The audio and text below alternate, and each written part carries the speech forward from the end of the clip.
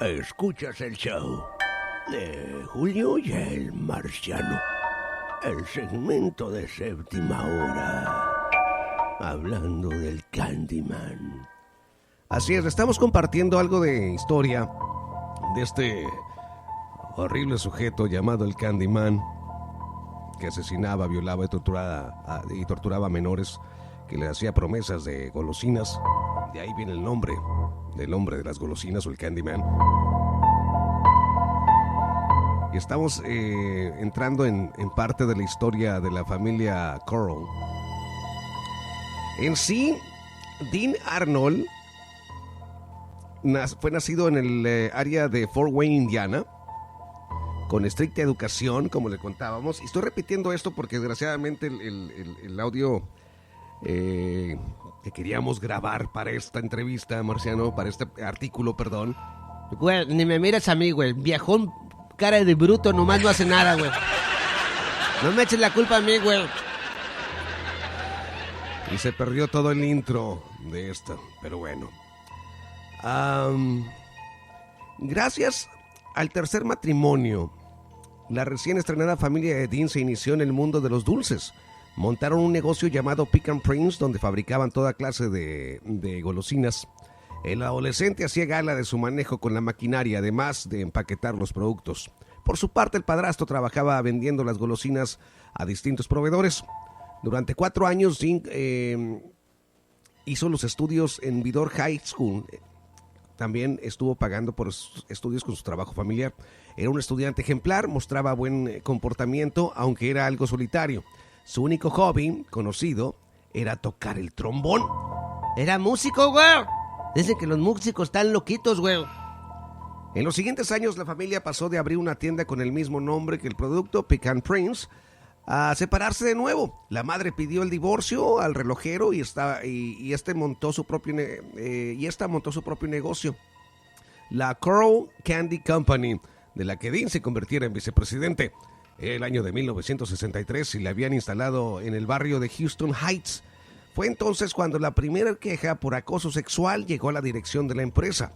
Un trabajador aseguró que Dean se había propasado con él. La solución: despedirle. Al año siguiente de este incidente, la Marina de Estados Unidos reclutó a Dean como reparador de radios y lo asignó a Fort Hood, Texas. Pese a asegurar que detestaba el mundo militar, sus mandos solo tuvieron palabras buenas sobre él. Su marcha voluntaria, alegando dificultades económicas familiares, cerraron una etapa de 10 meses que terminó con honores. Según reconoció a su círculo más íntimo, fue en la Armada donde mantuvo sus primeras relaciones homosexuales. Al regresar a casa, continuó ejerciendo como vicepresidente de la empresa y poco después trasladaron las oficinas frente al Instituto Helms Elementary School. A la salida de las clases, Dean regalaba dulces gratis a los niños y a algunos de ellos les contrató en la compañía. De ahí su apodo del Candyman. Fue en aquella época del año de 1967 cuando conoció a David Brooks, de tan solo 12 años, con quien mantuvo una rara relación paterno-sexual. El adolescente veía a Dean como una figura paternal que le cuidaba y cubría sus necesidades, pero con quien terminó teniendo relaciones sexuales. Un vínculo similar tuvo con Elmer Henley. A ambos muchachos les utilizó como cómplices para perpetrar sus fechorías. La labor de estos adolescentes era de ser un anzuelo para futuras presas. Brooks y Henley ofrecían regalos a otros adolescentes para que acudieran al apartamento de Dean mientras éste les esperaba en su camioneta blanca. Una vez en la casa les atiborraba de alcohol y drogas, los esposaba, los ataba a lo que él llamaba la tabla de tortura. Ahí los violaba y les torturaba salvajemente durante varios días. La mayoría perdía el conocimiento durante estas vejaciones. Aunque al principio Dean no mataba a sus víctimas, fue en el año de 1970 cuando comenzaron a producirse los asesinatos. Hubo un resorte, un clic, que hizo que este criminal pasara de los suplicos físicos al crimen. Su estocada final por estrangulación, aunque algunos cuerpos presentaban varios disparos con una pistola calibre 22.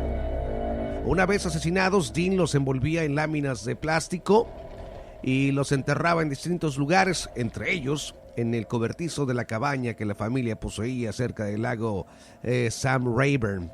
Fue ahí donde un huracán en el 2008 inundó el terreno, evitando desenterrar más cadáveres y con ello conocer la identidad de más víctimas.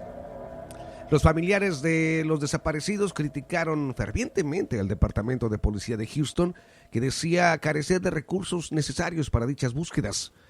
Quien huye de casa llevando un traje de baño y 80 centavos encima, contaba la madre de Melly Winkler, de 16 años, cuyo cuerpo apareció mutilado y con una cuerda en el cuello. Y es que los agentes no siguieron pistas ni buscaron el patrón común que relacionaba a estos jóvenes. Hablemos del tablero de la tortura. Carl tenía todo bien estudiado. Antes de cada tortura y asesinato, obligaba a los menores a llamar o a escribir a sus padres para contarles que no iban a regresar a casa. Una excusa que permitía a Candyman campar a sus anchas sin ninguna presión policial detrás. Y pese a mudarse en varias ocasiones de domicilio y barrio, sus objetivos siempre los buscaba en Heights, un distrito de clase humilde en Houston.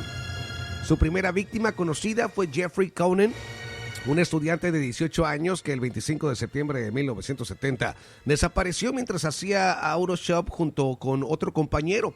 Fue uno de los compinches de Carl, Brooks, quien casi 3 años después llevó a las autoridades ante su cadáver. Apareció desnudo, atado, amordazado, con signos de violación y estrangulamiento. 2 meses después del primer crimen llegó el de James Glass y Danny Yates, de 14 años de edad, que sufrieron toda clase de torturas en el tablero hasta su muerte por estrangulación. Fueron enterrados en un cobertizo. 6 semanas más tarde, los cómplices de Dean consiguieron 2 víctimas más, 2 hermanos, Donald y Jerry Waldrop, que iban camino de la bolera y que sufrieron vejaciones similares a los anteriores jóvenes. Y así, prácticamente todos los meses, Brooks y Henley engañaban a adolescentes con falta de recursos económicos para que subieran a la camioneta de Carl y terminaran en su domicilio. Y aunque era Candyman quien cometía toda clase de torturas, Henley en algún momento también se mostró especialmente sádico con determinadas víctimas. Así lo explicó Brooks una vez detenido. Chale, güey, también loca esa historia, güey. La madrugada del 7 al 8 de agosto de 1973 se produjo un incidente que echó al traste toda la trama de engaños y asesinatos ideada por Candyman. Henley, que por ese entonces ya tenía 17 años, quedó con 2 amigos para continuar la fiesta en la casa de Carl, la casa que tenía en Pasadena. ¡Güey! ¿Pasadena aquí cerquitas, güey? Sí, Pasadena aquí cerquita. Timothy Cordell Curley y Rhonda Williams se encontraban en el domicilio cuando Dean entró y se enfadó sobremanera al ver a una mujer en la casa. Cuando se le pasó el enojo, el asesino en serie llevó a cabo el mismo modus operandi con otras víctimas, incluido con Henley. Drogarlas y atarlas. Su compinche, al ver que iba a matarles a los 3, le hizo creer que participaría también de las torturas y los crímenes de sus amigos, pero cuando los desató, Henley agarró una pistola y comenzó a amenazarles. «Tuviste suficiente, Dean. No puedo creer que hayas matado a todos mis amigos», le gritó. «Mátame, Wayne», soltó Carl mientras se acercaba a Henley. «No lo vas a hacer». En ese instante, su secuaz le pegó un tiro en la cabeza, aunque solo le traspasó el cuero cabelludo. Dean se tambaleó por el pasillo y Henley le remató con 3 disparos más. Una vez muerto, el joven liberó a sus amigos que permanecían atados y llamaron a la policía de Pasadena. Eran casi las 8:30 de la mañana cuando Henley explicó al operador: «Vengan ahora mismo, acabo de matar a un hombre». Cuando una patrulla llegó hasta el domicilio, los 3 adolescentes esperaban sentados en el porche de la casa. Henley le explicó que por qué Carl estaba muerto. Incluso les habló de las desapariciones y crímenes cometidos por el Candyman. Pero los agentes se mostraron un tanto escépticos con su versión, hasta que los detalles fueron tantos y tan concretos Solo quien participaba en un crimen puede conocerlos al 100%, que comenzaron a seguirle el hilo.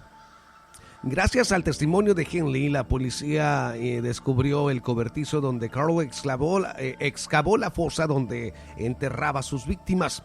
Al remover la tierra se encontraron con revestidos de plástico con una capa de cal y entre ellos los cadáveres de numerosos adolescentes desaparecidos en los últimos 3 años. Algunas víctimas presentaban muerte por asfixia y otras por disparo, aparte de mutilaciones.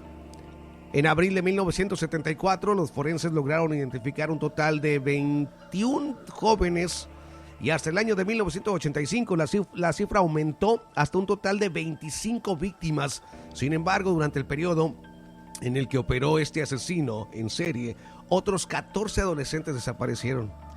Sería un total de 42 en la misma área de Houston. Pero la búsqueda cesó en el 2008, cuando el huracán Ike enterró bajo el agua los posibles restos humanos que quedaban por identificar. El comportamiento de Carl era anómalo y aún así nadie le relacionó jamás con las desapariciones de adolescentes en Houston. Sus propios empleados aseguraron, una vez conocido el caso públicamente, que se dedicaba a enterrar los dulces en mal estado para evitar que hubiese plaga de insectos en la fábrica, o que se llevaba gran cantidad de rollos de plástico o de cuerdas de nylon. Recordemos que ambos materiales fueron usados para matar y deshacerse de los cadáveres, y aún así nadie lo encontró extraño. Una vez que las autoridades detuvieron a Henley y Brooks, la fiscalía pidió un examen forense y psiquiátrico de los detenidos. Querían averiguar si legalmente eran imputables o no. Y si lo eran. Valiendo gorro, güey. Y llamando al santo, marciano. Damas y caballeros, gracias por estar con nosotros aquí a través del show de Julio y el Marciano. Ahí teníamos parte de la historia del famoso Candyman.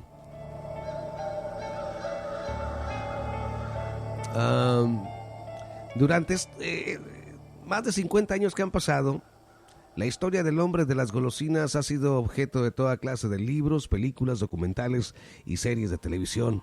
Entre las películas destaca Freak Out y también In a Madman's World, el documental de Killings of America, o los realizados por el Discovery Channel en cuanto a ficción televisiva Mindhunter, donde los agentes del FBI entrevistan a Henley, uno de los adolescentes que participaba en estos asesinatos. Pese al tiempo transcurrido, hasta el día de hoy la figura del Candyman sigue recordándose en la sociedad americana como uno de los asesinos en serie más cruentos de la historia. Maldito cocho Candyman, güey. Y siguen investigando cosas. Recientemente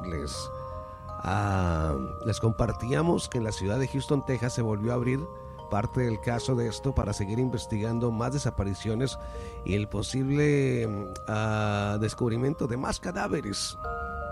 Ese vato estaba mal del cerebro, güey. Fíjate, güey, era vicepresidente de una compañía, güey. Tenía billete el vato, güey. Exactamente. Damas y caballeros, tenemos que tomar un corte. Regresamos con más aquí en el segmento de Séptima Hora. No te vayas.